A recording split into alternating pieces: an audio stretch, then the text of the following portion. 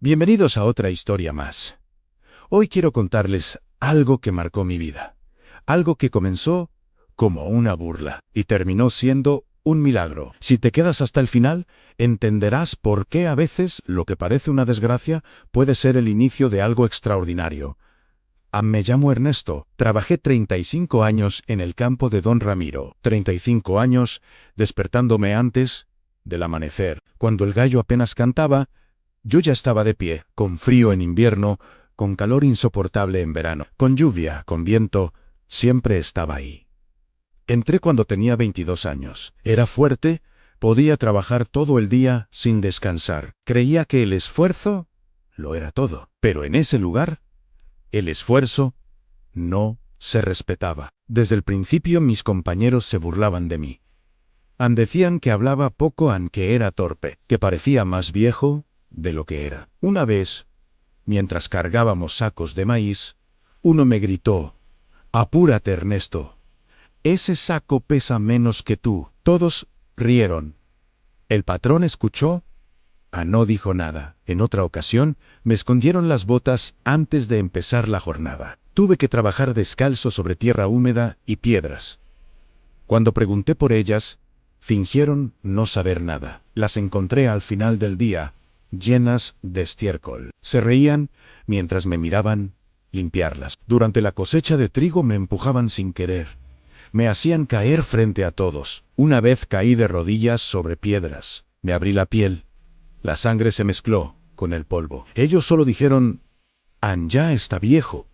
Se cae solo». Yo me levanté y seguí trabajando. Mi almuerzo casi siempre desaparecía. Tortillas tiradas en la tierra. Mi botella de agua vacía. Un día incluso mezclaron sal en mi café. Cuando lo probé, escupí. Escuché carcajadas detrás de mí. Nunca respondí, porque necesitaba el trabajo. Pero la humillación más grande fue la del árbol. Ese árbol seco al borde del terreno torcido, agrietado sin hojas desde hacía años. Una tarde el patrón estaba furioso, porque parte del cultivo se había secado. Sin investigar, me culpó. Mis compañeros aprovecharon, me sujetaron y me ataron con una cuerda a ese árbol seco. El sol quemaba mi piel. La cuerda me marcaba las muñecas. Escuchaba risas en bromas. «Ahí está bien. Hace juego con el árbol muerto». Estuve ahí más de una hora, pensando que tal vez mi vida valía lo mismo que ese tronco sin hojas. Nada. Los años pasaron.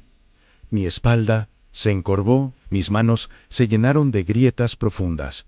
Ya no era el joven fuerte que había llegado, pero seguía trabajando. Hasta que llegó el día de mi jubilación. No hubo fiesta, no hubo agradecimiento. El patrón solo dijo frente a todos: «Ernesto ya no rinde como antes». Y me entregó un papel. Era la propiedad del árbol seco. «El árbol es tuyo. Es lo único que puedo darte». Las risas volvieron. 35 años, por un árbol muerto.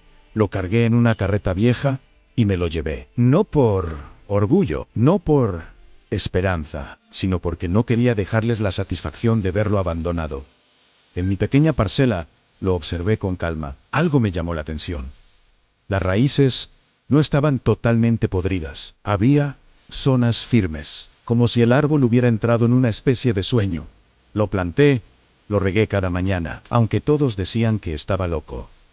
Un mes después, vi algo imposible. Una pequeña hoja verde, luego otra, luego pequeñas flores extrañas de un tono violáceo. Yo no entendía cómo era posible, pero el árbol no solo estaba vivo, estaba creciendo con una fuerza impresionante. En menos de un año, ya era más alto que mi casa. Su tronco se volvió grueso. Sus hojas brillaban incluso en la sequía. Parecía no afectarle el calor extremo. Un día pasó por el pueblo un científico, el doctor Valdés. Era botánico y estaba investigando especies resistentes a la sequía. Vio mi árbol desde el camino. Se detuvo, entró a mi parcela. Lo examinó en silencio.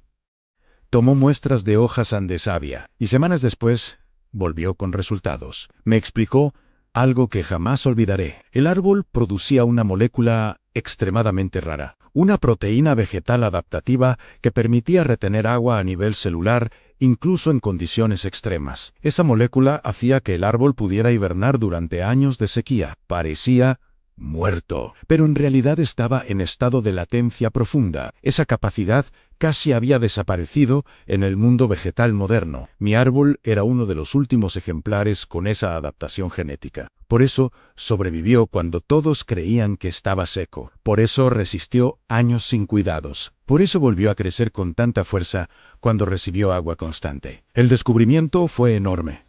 Universidades se interesaron, laboratorios querían estudiar la molécula, decían que podría ayudar a crear cultivos resistentes al cambio climático. Empresas ofrecieron millones por los derechos de investigación. Yo apenas podía entenderlo.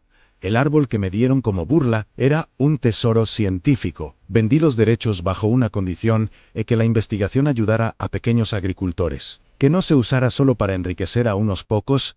Aceptaron y recibí millones. Más de lo que habría ganado en varias vidas trabajando como jornalero. Con ese dinero, compré tierras. Abrí un vivero especializado en reforestación, contraté a trabajadores mayores que habían sido humillados como yo.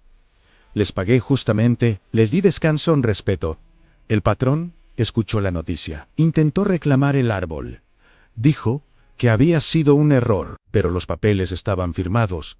Legalmente, era mío, como lo fue siempre. Hoy camino entre campos verdes que yo mismo sembré, y cada vez que veo un árbol fuerte, resistiendo el sol, recuerdo aquel tronco seco, la cuerda en mis muñecas, las risas en la humillación, y sonrían porque aprendí algo.